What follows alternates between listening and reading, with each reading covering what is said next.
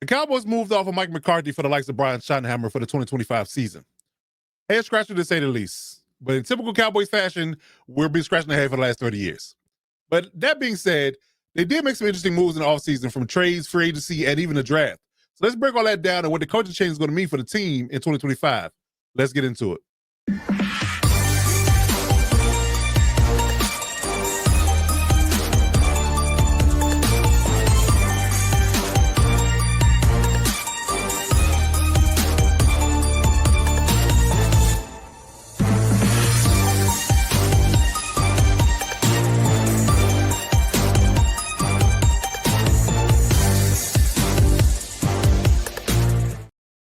Okay, I'm not going to waste any time with this. We're in our preseason preview cycle, and the Cowboys are up today. But let's just address the elephant in the room right now that the Cowboys have a new head coach, and Brian Schottenheimer. A coach that's been in the NFL bounced around through different avenues and different positions for 24 years and never been a head coach. Now, granted, I will say that some coaches just don't have the desire to be a head coach. They're comfortable where they're at position-wise, but if he was that way, he really was adamant about that, he would have took the job that Jerry Jones offered him. So I take that for what it is. You know, understand that that's what you're dealing with as Cowboy fans going into the season. So taper your expectations from that. But outside of that, I'm going to sing the Cowboys some praises here. They did make some very interesting moves in free agency, trading, drafting. Overall, their roster, to me, is pretty solid. I'm going to break it all down here for you in short order and tell you exactly what they've done, you know, from top to bottom, give you my honest opinion on it, grade them for the offseason success, and then, again, address what I feel like the outlook is going to be for 2025. Now, I'm going to say this, like I said in the beginning, the coaching is going to matter the most out of all this particular talk that we're going to get into in this video. The coaching is going to be the most glaring issue. I'm going to say it now. I'm probably going to reiterate it at the end of the video just to spoil it for you. But honestly and truly, that's really this thing sticks out to me. Because if it wasn't for the coaching change, honestly, if Mike McCarthy was running the team the way they drafted and the way they did things in free agency, I would have a pretty good outlook for the team. But at this moment, it's really hard to guess. Again, you know, Brian Schottenheimer, although he's a Schottenheimer, he comes with Schottenheimer lineage. And I sing those praises because of Marty, you know, may he rest in peace, of what he did for the Chargers back in the day. I sing the family's lineage praises, but he definitely gives me pause. Again, you've been a head coach, hadn't been a head coach for 24 years. You bounced around from coordinators, position coaches, all this type of jazz. Never been a head coach, and that might be a reason for that. But we have to wait and see. It's a very, very uncertain time for Cowboys fans, in my opinion. But like I said, what they've done in the free agency in the draft and things of that nature, they have hit on a few things that I like. I really do. And I'm going to get into it. But I just can't get past the idea of what they did from a coaching perspective. That's the glaring thing, because that is the most key component to all of this. I can't stress that enough. It's the most key component to all of this, what they're doing in the coaching as a coaching staff. So, you know, again, Cowboy fans, we're gonna, you know, thoughts and prayers in regards to that. Hope it goes well, but I have my reservations. But outside of that, things are looking up from a roster perspective. I just hope they don't waste it. So with that being said, let's talk about exactly what they've done in free agency, the draft, and those things. Let's get into everything that's been going on. Their dealings in free agency was good, in my opinion. I think they did what they needed to do. You know, we've always talked about the idea of them being cash strapped and Jerry paying big money, big dollar to B+ players and all these, you know, narratives that you throw out there, right? But in all honesty and true fashion, I think they did what they were supposed to do. I think they filled the needs that they supposed to fill. Now, you know, is that indicative of what the coaching staff is today versus what they were in the past? I don't know. But I do like a lot of things they did. A lot of notable things they brought in were definitely key components to key role players, key positions they need to address to get better at. And they did that. Brought in Dante Fowler because they lost Tank Lawrence, in free agency. Brought him in. Solomon Thomas, somewhat of a journeyman D lineman, brought him in to help solidify that interior. Peyton Turner, former high draft pick from the Saints, brought him in as the edge to fill that role. Him and Dante Fowler should hopefully fight for that other edge position opposite Michael Parsons. Brought in Javonte Williams, a really good running back. I think he had a little bit of a bad rep for fumbling in Denver, but I think he's a really good, solid running back if he can hold on to the football. Paris Campbell, a really speedy wide receiver. Jack Sanborn, a guy that didn't really get his chance to shine at all in Chicago because he was sitting behind two really good linebackers, so he really get to play. I think he's a solid run-stopping linebacker. Brought in another running back, Miles Sanders, so they did pretty well In all honesty, they re-signed Ozi Odigizua, their stalwart D lineman, so 4-year deal, $80 million. They brought back Kavontae Turpin, their Pro Bowl return man. So they did exactly what most good teams do when it comes down to free agency. They saw needs and they addressed them. Again, I can't say enough about what they did. It's a really good list here. Outside of being on the Cowboys logo and us not expecting it, right? We did good things here. They brought in some really good names to help this roster out, and I'm definitely liking what they did. I can't knock their signings at all here. It's a really good list. It's a really good list. But moving forward to what they did in the draft, again, some more good stuff here. I really like what they did in the top end of this draft. Some head scratches to a degree, but what going out and getting Tyler Booker. Interesting and fun fact that the Cowboys have done in the last 3 drafts. They've drafted at least one guy by the name of Tyler in the last 3 drafts. Tyler Smith, Tyler Guyton, and Tyler Booker. All are on the D line. He got 3 Tylers on the offensive line now. The best interior D lineman in this draft, they drafted Tyler Booker in the 12th overall pick. Great pick. Great. I think with Zach Martin retiring suddenly, I think that was an excellent pick for them filling that void. And I think that Tyler Booker may not be Zach Martin yet, but he could be in the future. So I believe that the upside and the potential to fill with that void that Zach Martin left was definitely a glaring need. It wasn't a sexy pick. It wasn't a flashy pick, but it was a pick of need.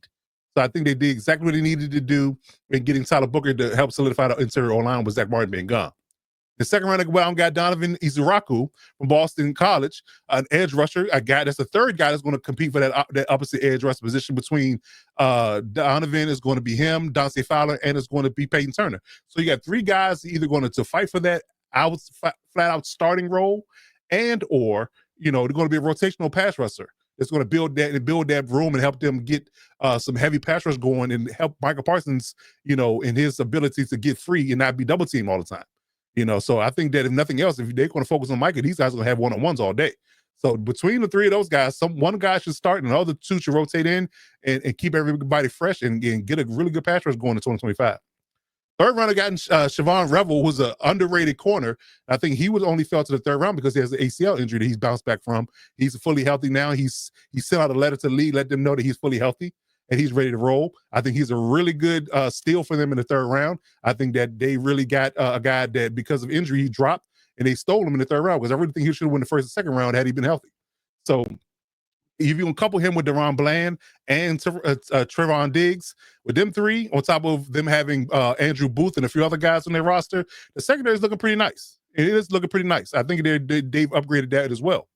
Well, I've got a scat back in Jaden Blue in the 5th round, 196-pound speedy running back from Texas. That was a good pick. The Shamar James pick from Florida, I'm kind of lukewarm on. But their linebacker room is pretty deep in this point, so he's going to be a rotational, maybe a special teams guy. The tackle, Ajani Cornelius from Oregon, I think he's an underrated steal for them in the 6th round. I think he can round out to be an eventual starter for Terrence Steele because, in all honesty, the guys they have on O-line at this particular juncture, I really think that they have every component that they need. Cooper Beebe, the Tylers, all 3 Tylers, and Terrence Steele. If Johnny Cornelius can round out to be a starting right tackle in this league, they're going to have a nice young nucleus of O-line rebuilt and fortified to protect Dak Prescott for the next foreseeable future. So they're trending in the right direction. Again, they're checking these boxes. So again, outside of the dysfunction that normally the Cowboys bring, I really think that they've done good things in regards to their roster is concerned. Now, a few flyer picks here in the later rounds. In the 7th round, you got Jay Toya, Phil Maffa, and Tommy Akeem Bestabi. I don't even know how you say that name, in all honesty. I'm not sure these guys are going to make the roster based on their position. But, it took some flyer picks and stuff around. I'm not mad at it. It's a 7th round. It's you drafting on, sure, potential, maybe not, maybe practice squad player, maybe he rounds out, maybe he doesn't. But you spend a 7th round pick on him, he doesn't work out, you're not crying over spilled milk, right? So no big deal there. I like what they did. So free agency and the draft all look good so far. Nothing to complain about for real. The Cowboys are doing what they're supposed to do. They're doing what they're supposed to do. Now, despite the dysfunction that we say Jerry Jones in that group typically has, I like what they did. I mean, you can't argue they addressed the needs that they had to do in both facets. But they weren't done. They went out and traded for Kaiir Elam, another corner. Again, you add into that room, you got Siobhan, you got Kaiir, you got Trevion, you got Deron Bland, Andrew Booth. You got 5 good corners in the room already. 5 good ones. Kaiir Elam's the former 1st round pick. Buffalo didn't really work out there, but he has a really good skill set. Can they get what Buffalo couldn't get out of him? It's possible, but again, you take a flyer on him. He doesn't work out, you let him go. If he does, boom, you sign him to a long-term deal, and you got a good starter for the next foreseeable future to help, complement that room. He can play inside and outside. So I think he's with his athleticism. I think he could be a good corner for this team. It just depends on how they want to use him and how they want to deploy him. They also traded for Kenneth Murray from the Titans. It was kind of a sign and trade deal because Kenneth was on a 1-year deal. So they said it was a trade, but again, he was going to be a free agent. I think they traded him before his contract expired, something of that genre. So they got another linebacker in the room to go along with the young guys of Overshown and those guys, Damone Clark and those guys. So I think they upgraded their defensive front in the linebacker room to bring in Kenneth Murray, a very athletic, former Charger, athletic linebacker. So I like what they did there as well. So I'm not complaining there at all either. But here's the most glaring change that has happened is what they've done at the coaching staff. Brian Schottenheimer's now the head coach and going to be likely to play caller because he was the offensive coordinator last year. But again, Mike McCarthy was calling the plays. So Mike McCarthy was calling the plays, although he was OC in name. How much of the Mike McCarthy way of life bled over to Brian Schottenheimer's thinking? We don't know. We wait and see. His offensive coordinator now is Clayton Adams, not a guy that we are familiar with, in all honesty. Haven't really heard that name before in large circles. So that's a wait and see how he does as well. And then they changed defensive coordinators. Mike Zimmerman's out, who was on Mike McCarthy's staff this past season, and Mike Eberflus is in. Mike Eberflus is the former Chicago Bears head coach, which, honestly, really wasn't good as a head coach, but he really decent, did a pretty decent job in Indy and Chicago rounding out their defenses. So he's back to doing what he knows best in his niche. So this defense could turn around in 2025. Now, in all honesty, will they be the defense of 2 years ago, when their former coordinator, who's now the head coach in Washington, was the coordinator? Will they honestly be that defense? I'm not sure, but they have the talent and the I guess you can say the personnel to do it. So can Matt Eberflus focus and hone in on defense only, just focus on that side of the ball and get things done? It's possible. It's very possible. So I think it really all hinges on the idea of what Brian Schottenheimer can do. He's going to be the play caller, have all responsibilities as the head coach. So can he get things done in that facet and not be overwhelmed by his role? And I think that's the problem with head coaches that are also play callers. Not many can do it. I mean, Andy Reid is one guy, but he has a strong coaching staff behind him, with Spags and all these guys that are former head coaches. They kind of, keep things in line. They kind of help him run the ship.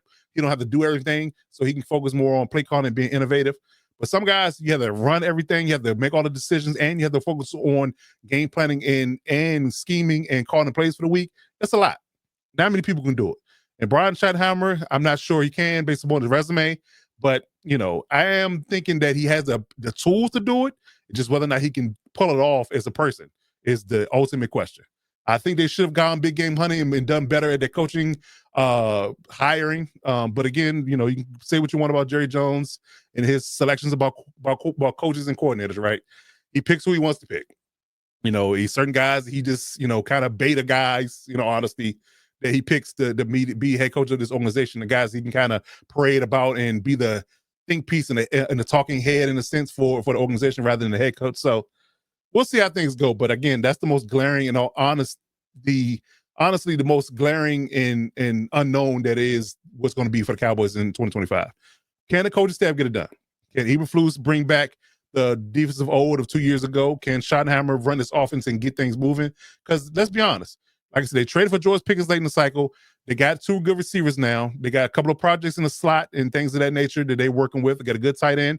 I think they have a good O-line now. They got 2 good running backs, and Jaden Blue's going to be a scat back and a receiving back out of the backfield. That's going to be a weapon for them. And the defense from personnel perspective is loaded. Overshown coming back from injury. Hopefully he can build on his year from last year. I think they're in prime position. It's just the leadership. It's going to be the question. Can the coaching staff get things done? That is the most obvious and most glaring question mark that's going to be for 2025. If they do, they have a good season and they shock a lot of people. If they don't, it might be picking high to draft next year. And I don't know if that's a good thing or not. I mean, you still got the Michael Parsons conversation going out there, and whether or not he's going to get signed. I think Jerry wants to pay him. It's about how much money can you pay him is the question. But outside of the noise that is the personnel stuff, I think they're going into the season. What they're going to do is going to be interesting. Their schedule is interesting as well. I mean, you'll have no breaks in this particular rendition of 2025. You're playing your own division, who got two good teams in it. You're playing the AFC West, who got probably maybe 3 to 14 good teams in it. So automatically, right then and there, you got about six to seven games a piece from each division. That's going to be tough. So you look at 12 games on your schedule that, like, yeah, it's no cakewalks here. Then you got the Vikings. Hell, it look like they play the AFC North as well, if I'm not mistaken. You got the Packers, you got the Bears, Packers, Lions, and Vikings, and they got both of those teams in back-to-back weeks. So Brian Schottenheimer's going to get tested. I'm just going to say that. He's going to get tested and tested early. You got the Eagles week 1. That's going to be a test. Giants week 2. Bears week 3. Packers week 4. Jets week 5. That defense, the improved Panthers week 6. Oh, man. It's either going to be really good or really bad by the time they see the Commanders in week 7. It's going to be really good or really bad. They could be 0-6. They could be 4-2. They could be 3-3. Anything's possible. But again, it all hinges on what the coaching staff does, man. I'm really going to bang the table and say that's the glaring issue. That's the glaring issue. So how things proceed, how things look from an outlook perspective, I definitely give them a solid B+, maybe A- from a personnel and offseason grade. I think they did exactly what they're supposed to have done. I like what they did. I'm going to give it A-. I'm gonna be real. I like what they did in the offseason cycle. I really do. I think they might still be looking at third in division no matter what, because I think the Commanders and then the Eagles will have a lot to say in regards to that, and they're in their season into what they're doing. They're not brand new. They don't have brand new coaches. They don't have brand new quarterbacks. They don't have brand new none of that. They got all brand new things going on in the coaching staff for the Cowboys. So you got to get adjusted to that. And again, you saw the schedule, so you know there's no cakewalks here. So while they're trying to figure it out, they might end up losing games and try to get whole by midseason, but it might be too late already. So I'm saying third in the division. Doubtful for the playoffs, in all honesty, based upon how stacked the NFC is. But again, it all depends on what Brian Schottenheimer can do. If he turns out to be a rock star, he might shock somebody and make a wild card. But that's probably the ceiling. That's if Brian Schottenheimer can figure it out. If he can figure it out, fine, they make a wild card. But if he can't, they're gonna be picking mid to early in the draft. That's my predictions on it. So let me know in the comments how you feel about this. How you Cowboys fans feel about your season. Let me know exactly how you think the coaching staff will fare. What you think about the personnel, everything I broke down here. As always, check us out on socials. Here's the Sit Squad's links, Instagram and Twitter for most people. Robert's just on Twitter. Check it out. If you want to check anything out for Lockdown Divas Sports, here's our links there. We got email and everything social media wise. So check us out there, even on Facebook at Lockdown Divas Sports. So check us out there, drop a line, hit that subscribe button as always to never miss any of these uploads as we do the preseason preview each and every day. We're doing NFC East this week. And remember, you always got to do one thing and one thing well. Step up and lock it down.